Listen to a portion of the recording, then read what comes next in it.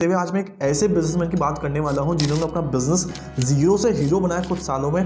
Pepsi का 4,000 करोड़ का offer ठुकराया और सारे बड़े बड़े बाहर के ब्रांड्स, लेस हो गया, कुरकुरे हो गया, इन सबको बहुत तगड़ा कंपटीशन दिया।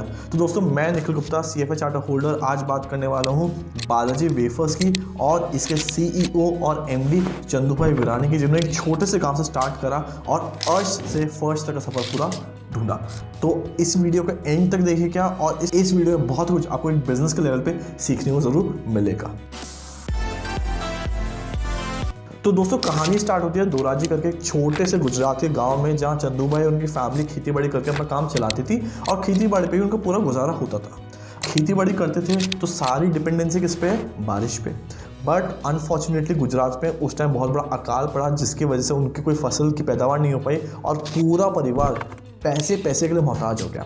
ऐसे में डिसाइड किया गया कि भैया ऐसे तो काम नहीं चल सकता, जो ज़मीन है एक काम करते हैं उसको बेचते हैं और बेच के जो भी पैसा आएगा उससे कोई नया धंधा स्टार्ट करते हैं। तो यहाँ पे हमें सबसे पहली बिजनेस लेसन मिलती है कि we should be very flexible. कई बार क्या होता है एज बिजनेस में, हम एक चीज़ को बहुत स्टिक कर जाते हैं और दूसरी चीज़ को चेंज करने में बड़ा टाइम लेते हैं। तो ये फ्लेक्सिबिलिटी सिखाते हैं कि बिजनेसमैन को फ्लेक्सिबल होना चाहिए सर्कमस्टांसेस और सिचुएशंस को लेकर। तो कहानी आगे बढ़ाते हैं। अकाल पड़ा, लैंड बेचा, लैंड से पैसा आया और डिसाइड करा नया बिजनेस चालू करेंगे।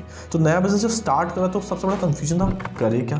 तो उन्होंने देखा यार सिनेमा को लेके लोग बड़ा पसंद करते हैं, तो एक काम करते हैं, एक सिनेमा हॉल छोटा सा स्टार्ट करते हैं, लोगों को पिक्चर दिखाएंगे और पिक्चर दिखा के थोड़ा और पैसा कमाएंगे। पिक्चर दिखाने में ज़्यादा मार्जिन मिलता नहीं था, तो इसका एक ऑल्टरनेटिव देखा कि यार पिक्चर दिखाने के बीच में इंटरवल का टाइम आता है और इंटरवल के टाइम अगर हम कुछ अच्छा खिलाएं तो वहाँ से अच्छा पैसा कमाया जा सकता है। तो इंटरवल में क्या खिलाएं?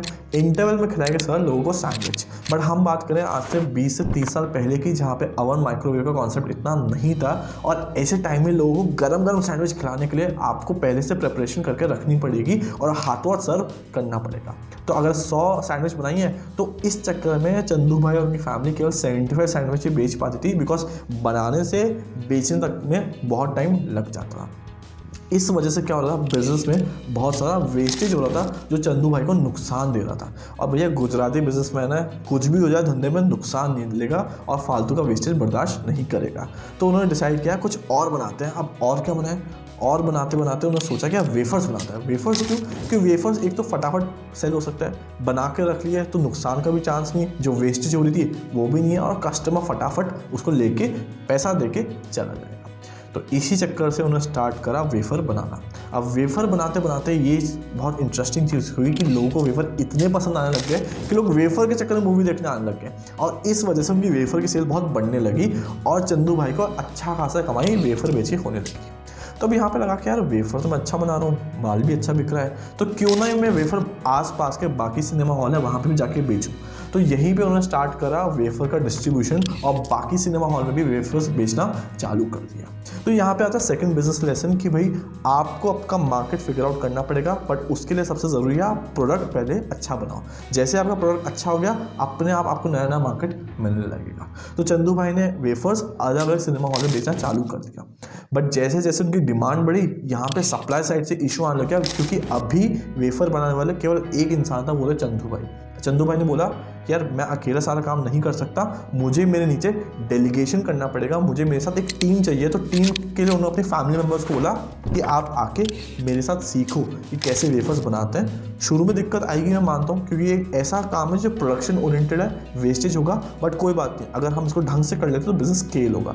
और धीरे धीरे करते चंदू भाई 2-3 सिनेमा हॉल से 10 सिनेमा हॉल तक वेफर सप्लाई करने लगे।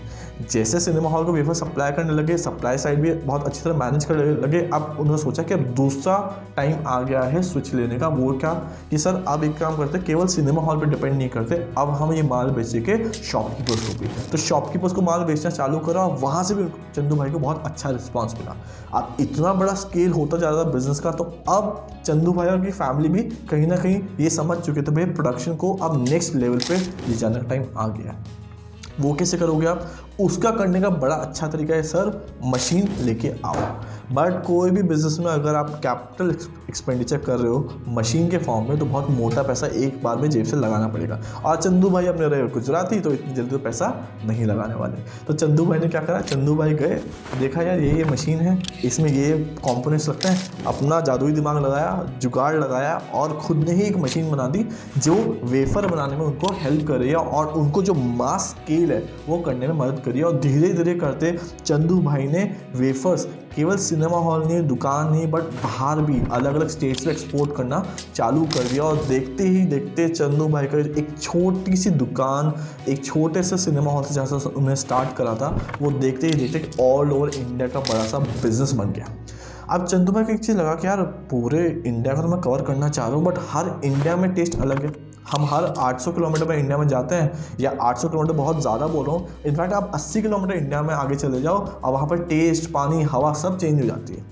तो चंदू भाई को लगा यार अगर पूरे इंडिया को कवर करना है ना तो इंडिया के हिसाब से माल बेचना पड़ेगा।